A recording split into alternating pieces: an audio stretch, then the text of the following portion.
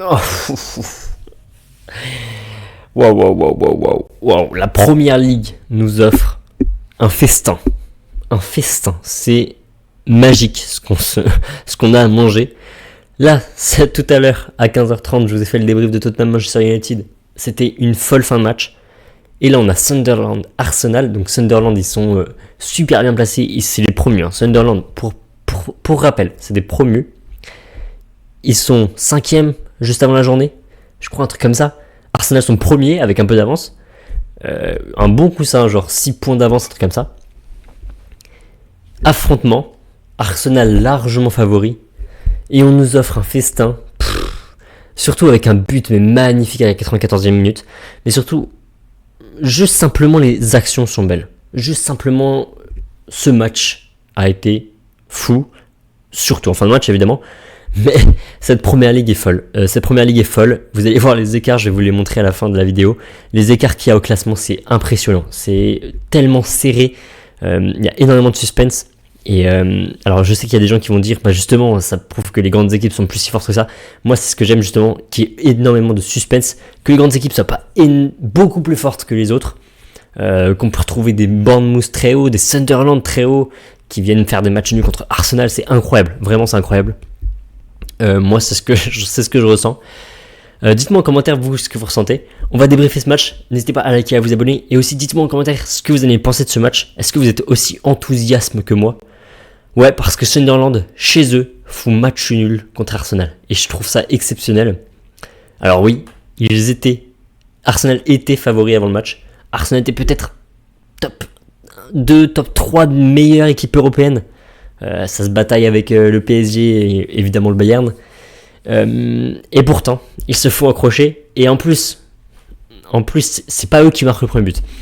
Et là, pendant une sacrée période, on a quand même...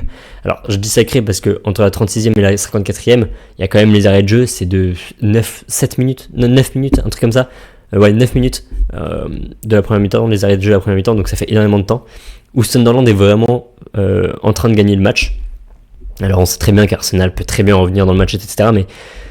Mais c'est assez incroyable de se dire que sur une action ou deux, Sunderland est beaucoup plus réaliste et ensuite arrive à vraiment garder sa ligne défensive. Et là, c'était clairement ça. Pendant tout le match, on avait vraiment le 5 ici, là, qui était vraiment démarqué. Enfin, ça se voyait vraiment, quoi. Un 5 ici et un 4 ici. Isidore était tout seul en pointe. Ça veut dire qu'il n'y avait que des longs ballons. Pendant tout le match, toute la première mi-temps plutôt. On va surtout parler de la première mi-temps. On va commencer par parler de la première mi-temps. Globalement, il n'y avait que Isidore qui faisait pas vraiment son job défensif. C'est le premier mec au pressing, sauf que avec un mec au pressing, ça change rien.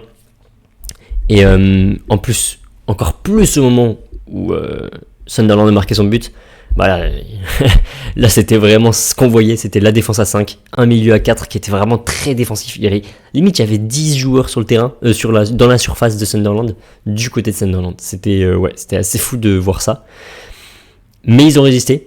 Et même si en vrai Arsenal fait une bonne première mi-temps, parce que quand il y a un bloc bas, ce qu'il faut c'est de mettre de la vitesse. C'est de mettre de la vitesse, c'est de mettre de la percussion, de la rapidité, faire des passes rapides, précises. Ça c'est le plus important aussi, précises. C'est comme ça qu'on peut gagner finalement un match de foot. Si l'adversaire est fort, si l'adversaire est coriace en face, c'est comme ça, c'est en mettant de la vitesse et de la rapidité et de la précision. Et pourtant c'est ce qu'on voyait du côté d'Arsenal. Il manquait juste la touche finale finalement. Et ils ne l'ont pas trouvé. Et Sunderland a profité de cette faille pour marquer le premier but. C'est un coup franc qui est joué très haut. Alors c'est Ruffs qui fait le coup franc, qui tire le coup franc, qui quasiment au milieu de terrain. Vraiment pas de danger au début. Il tire juste très loin, très très loin dans la surface. Mais ça venait d'un coup franc basique, quoi. Genre la défense d'Arsenal était placée et pourtant.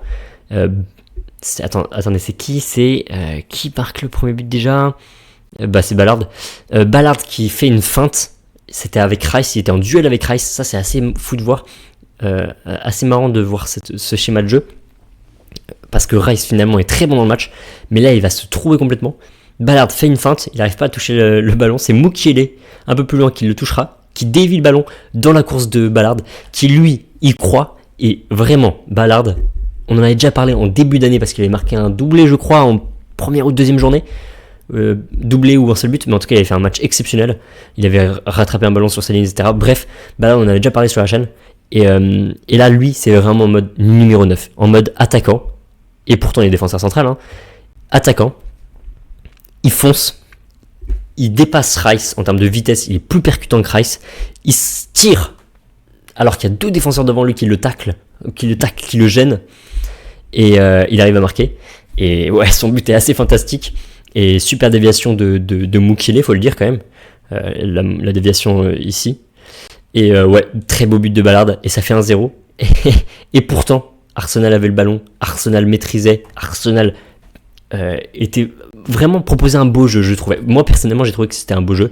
Je crois que les commentateurs ils ont pas trop aimé la première mi-temps d'Arsenal. Alors moi je suis totalement opposé à ça. Je trouve que il fallait continuer comme ça. Et je trouve qu'ils ont continué comme ça en deuxième période. C'est comme ça qu'ils vont marquer le deuxième but.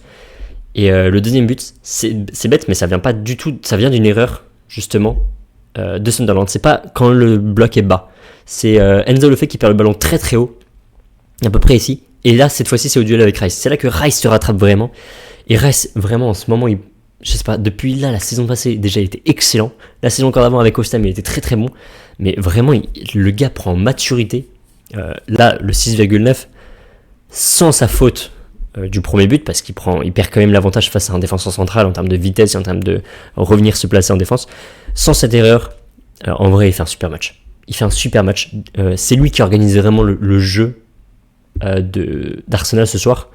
Et pareil, là il vient chercher un ballon très haut, il fait la passe à Eze rapidement quand il fait la récupération, Eze la transmet directement à Merino qui a vraiment, là le rôle de Merino est super important. Merino il est devant la surface, il y a deux défenseurs sur lui, un défenseur qui est un peu plus à gauche et un défenseur qui est vraiment sur lui. Le défenseur qui est un peu à gauche, il a Saka à sa droite, avec un défenseur qui est à côté de Saka. Saka est en accélération, Saka fonce vers le but, Merino est là. Le défenseur qui est là va sur Merino pour être à 2 contre 1 parce qu'il y a un défenseur sur Saka. Sauf que Merino, le point, c'est un point vraiment genre, c'est un poison. Il attire 2 défenseurs à lui, ce qui fait qu'il y a un espace ici qui s'ouvre. Sauf que Saka, il est très rapide. Merino, il l'envoie dans la course de Saka et Saka, il marque un magnifique but. Le but est super bien construit, c'est rapide, c'est précis, il n'y a rien à dire. C'est pas un magnifique but, hein, il y a un plus beau but qui arrive juste après. Le dernier but est magnifique, mais le but est super bien construit et c'est ça qu'on aime finalement. Et ça fait 1-1. Ils égalisent comme ça sur une phase où justement Sunderland n'était pas en bloc bas et c'est assez fou. Mais ils vont quand même marquer contre un bloc bas puisque c'est le but de Trossard qui arrive et là fantastique. Il est en 1 contre 1, alors ils essayent de tourner un peu autour. C'est encore Rice qui maîtrise un peu le jeu, qui distribue les ballons un peu partout. Et Trossard qui vraiment renaît un petit peu cette saison. Je sais que les saisons précédentes, il était beaucoup critiqué pour son inconstance. Quand il était titulaire, il était mauvais. Quand il rentrait, il était très bon. Bref, en tout cas, là, depuis le début de la saison, il est vraiment très bon. Là, il remplace un petit peu un Madueke qui est blessé. Alors qu'il y a Martinelli aussi qui est blessé. Ouais, c'est un peu le gars qui remplace en ce moment. Mais là, il est flamboyant depuis quelques matchs. Et là, il va provoquer devant la surface et tir extérieur de surface, magnifique. Une petite feinte qui permet de gagner une demi-seconde d'avance sur le défenseur qui était sur lui. Il trouve un trou, il tire dans la lucarne, montré complètement dégueu. Et donc il se réaxe un petit peu. Il tire magnifique dans la lucarne intérieure, genre vraiment côté intérieur. Il va pas chercher l'opposé, il va chercher l'intérieur. Roves ne peut rien faire, alors que pourtant Roves c'est un bon gardien, hein. Il fait vraiment des bons matchs depuis le début de la saison. À chaque fois que je regarde un match de Sunderland, je trouve que Roves c'est très très bon. Mais là il peut rien faire, le tir est parfaitement placé. Et Trossard qui donne l'avantage dans son équipe. C'est contre un bloc bas cette fois-ci, il y avait vraiment la ligne de 6, la ligne de 4, la ligne de 5 et la ligne de 4 de Sunderland qui étaient vraiment bien distinctes, on les voyait vraiment. Et là ils seront obligés Sunderland d'attaquer et de donner tout parce que ils sont en train de perdre. 74e minute, de la 74e à la 94, ouais c'est ça, 94, globalement c'est Sunderland qui attaque. Et là, c'est là qu'on voit que Arsenal sait vraiment tout faire. C'est-à-dire que Arsenal, ils savent attaquer contre un bloc bas. Actuellement, c'est Sunderland là ce soir. Ils savent attaquer contre des équipes où il y a de l'espace. Et ça, c'est vraiment un plus. Quand par exemple en Champions, il faut que tu puisses accélérer contre, je sais pas, là ils vont jouer contre le Bayern en Champions. Là, il y aura des espaces, il va falloir aller les chercher quoi. Ça, c'est un atout. Ils savent aussi, tenir en défense, avoir son bloc en défense. Et ça, pareil, souffrir défensivement. On les avait pas trop vus faire ça parce que le mois d'octobre, ils avaient encaissé aucun but. Il y avait eu un tir cadré, je crois. Mais globalement, ils avaient surdominé tous leurs adversaires. C'était impressionnant. Ouais, ils avaient pris aucun but le mois d'octobre, si je me dis pas de bêtises, ou un but. J'ai un doute. En tout cas, en première ligue, en première ligue. Ouais, ça c'est le mois de novembre. Pas de but. Le dernier but, c'était en septembre. Donc c'est assez impressionnant. Mais donc ils vont souffrir sur cette fin de match. Mais c'est fou, hein. C'est fou, ce but est fou. Ça vient de Youm qui est à peu près à cet endroit-là du milieu du terrain. Bloc bas de Arsenal. Long ballon qui arrive sur une tête de... Alors là j'ai un doute.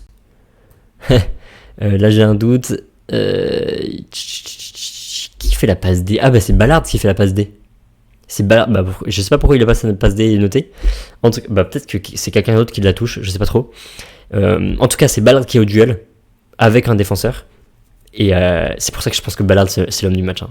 Ballard, on va en reparler parce qu'après il y a encore une action de Ballard qui bref, on va en reparler. Ballard qui dévie. Et Broubet qui fait un retour aquatique, il est au duel avec Gabriel. Gabriel est collé à lui, il est scotché à lui. Genre vraiment, ils sont meilleurs potes. Et Broubet arrive à se faire une retourne acrobatique alors qu'il est collé à Gabriel, sûrement le meilleur défenseur de Première Ligue actuellement. Top 3, si on veut pas faire de débat, si on veut pas... Voilà. Et il arrive à marquer, magnifique but. Mais le but est splendide. Raya rate un petit peu sa sortie. En tout cas, il peut pas faire grand-chose en même temps. Il essaye de la prendre au vol, mais il s'attendait pas du tout à ce que Broubet il fasse une retournée comme ça. Le but est splendide, et but. S'il égalise 2-2, et le scénario est fou. Arsenal va continuer à attaquer, et Ballard et Royce vont avoir une action décisive. Et c'est Royce qui, sur une tête de Calafiori, fait un arrêt réflexe, le ballon revient dans l'axe, il y a un joueur d'Arsenal qui tire, c'est peut-être, je sais pas, Gabriel, je sais plus trop. Et c'est récupéré par Ballard qui tacle à ce moment-là, et ça va en corner et ça va être la fin du match juste après. Enfin, le corner est joué, mais ils n'arrivent pas à Arsenal. Et fin du match. Et ouais, splendide scénario. Ils arrivent à s'en sortir. Je parle de Sunderland avec un point, et c'est exceptionnel parce que le seul match perdu d'Arsenal, c'est contre Liverpool. Et Sunderland, le promu, c'est un promu, hein, qui arrive à faire un match nul contre le premier du classement qui avait un bon matelas d'avance. Ouais, bravo à eux. Bravo à eux parce qu'ils prennent aussi la 3e place du classement, provisoirement évidemment, parce qu'il y a encore City qui affronte Liverpool demain, ça va être un gros choc qu'il faudra débriefer sur la chaîne. Il y a Bournemouth qui joue aussi demain, qui peut passer devant. Ouais, il y a pas mal de Chelsea qui joue ce soir là dans 5 minutes contre Wolverhampton. Bref, il y a pas mal de trucs qui peuvent se passer. En attendant, il se place très bien. Ce point-là est très important. Globalement, sur les joueurs, ce que je trouve dommage, c'est que Raya il a une note de 5,3, mais globalement, il a eu un arrêt. Ce qui est dommage, c'est que tout était hors jeu. Il y a 2 moments où Raya fait des arrêts exceptionnels. C'est là qu'on voit qu'en fait, Raya, il n'y a pas que sa défense qui compte. Ok, c'est des arrêts où c'est hors jeu, mais on le découvre après l'action. Ce qui fait que, même s'il y a hors jeu, on voit que Raya, il est prêt. Raya, quand il y a un truc à faire, il était là. Il a fait un triple arrêt à un moment. Premier arrêt, deuxième arrêt, et après il y a Gabriel qui essaye de s'incruster de ses côtés droits, Gabriel qui essaye de mettre son pied, ça touche pas son pied, ça passe au-dessus de lui, et Raya qui était par terre, qui arrive à reprendre le ballon. Bref, ça c'est exceptionnel, et il y a un autre moment comme ça. Ouais, Raya, j'ai encore confiance largement en lui. Il n'y a pas que sa défense qui est forte. Il y a un autre gars qui était assez impressionnant, c'est Granit Xhaka, qui joue enfin contre son ancien club. J'attendais ce match, voir comment est-ce qu'il joue, et bah il était très solide. Très solide. C'est vraiment un gars avec de l'expérience et il est vraiment très utile à cette équipe de Sunderland. Peut-être même indispensable. C'est pas le mec qui va marquer, c'est pas le mec qui va faire des passes D, c'est le mec qui va apporter de la vision de jeu, c'est le mec qui a l'expérience. Et ouais, vraiment un énorme plus. Mukiele, bravo. Très bon match de Mukiele physiquement, dès les premières minutes. Il y avait du Mukiele, il y avait du Ballard qui était solide. Et vraiment, ils en avaient besoin parce qu'en face, il y avait une équipe d'Arsenal qui arrêtait pas d'attaquer. Ballard, j'en ai déjà parlé. Et en face, Saka. Bon match dans la provocation. Et enfin décisif. C'est ça qui me manquait avec Saka, c'est que j'en avais marre qu'il marquait pas. Ou j'en avais marre qu'il n'était pas décisif. Aujourd'hui, il marque. C'est cool. C'est vraiment cool pour lui. Et il faut qu'il continue comme ça. Merino, il n'a pas énormément existé. Mais quand il fallait qu'il soit là, il était là. Ça, c'est cool. Trossard, but exceptionnel. Ça, c'est fou. J'ai beaucoup aimé le match de Rice, sauf sur la première erreur. Et voilà. On va s'arrêter là. Là, les matchs de Chelsea qui va commencer. On se dit à très vite, les amis. Cette première ligue est folle. En attendant, portez-vous bien. Ciao.